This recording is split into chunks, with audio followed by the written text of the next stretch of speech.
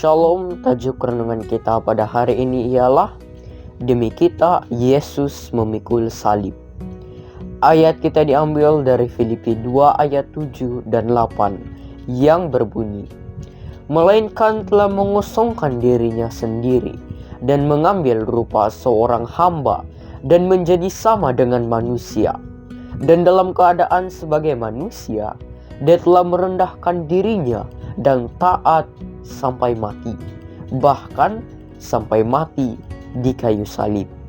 Sidang penonton yang dikasihi Tuhan, oleh kerana sukacita yang ditetapkan di hadapannya, maka Kristus telah menanggung salib, tidak mengindahkan rasa malu, dan selamanya berada di sebelah kanan Allah. Dia telah mati di kayu salib sebagai korban bagi dunia, dan melalui pengorbanan ini datang berkat terbesar yang dikaruniakan Allah, yaitu karunia Roh Kudus. Berkat ini adalah untuk semua orang yang mahu menerima Kristus. Dunia yang telah jatuh ini adalah medan pertempuran bagi konflik terbesar yang pernah disaksikan oleh alam semesta dan kuasa-kuasa duniawi.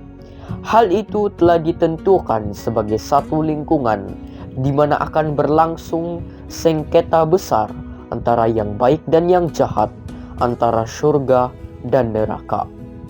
Setiap manusia mempunyai peranan di dalam konflik ini. Tidak ada yang boleh berdiri di pihak yang berkecuali.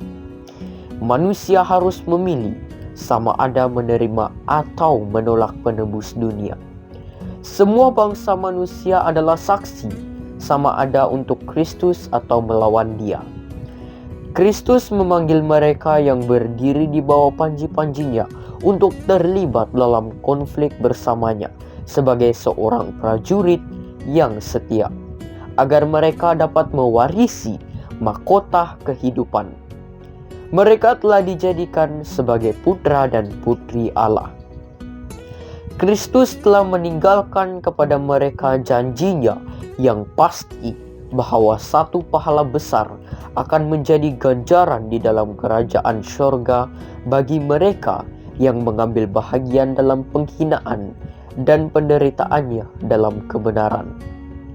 Salib Kalvari mencabar dan akhirnya akan mengalahkan setiap kuasa duniawi dan neraka. Di dalam salib berpusat segala pengaruh, dan daripadanya semua pengaruh itu akan keluar. Ia adalah satu pusat daya tarikan yang hebat, karena di atasnya Kristus telah menyerahkan nyawanya untuk umat manusia. Korban ini telah dipersembahkan untuk tujuan memulihkan manusia kepada kesempurnaan asalnya, dan lebih dari itu. Ia dipersembahkan untuk memberi manusia satu transformasi watak yang menyeluruh dan menjadikannya lebih dari sekadar seorang panakluk. Sidang penonton yang dikasihi Tuhan, mereka yang di dalam kekuatan Kristus telah mengalahkan musuh besar Allah, dan manusia ini akan menduduki satu tempat di dalam istana di surga, mengatasi para malaikat yang tidak pernah jatuh. Sekian, mari kita berdoa.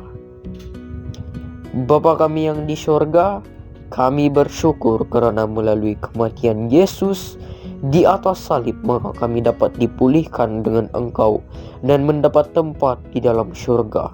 Di dalam nama Yesus kami berdoa. Amin. Shalom, Tuhan memberkati Anda.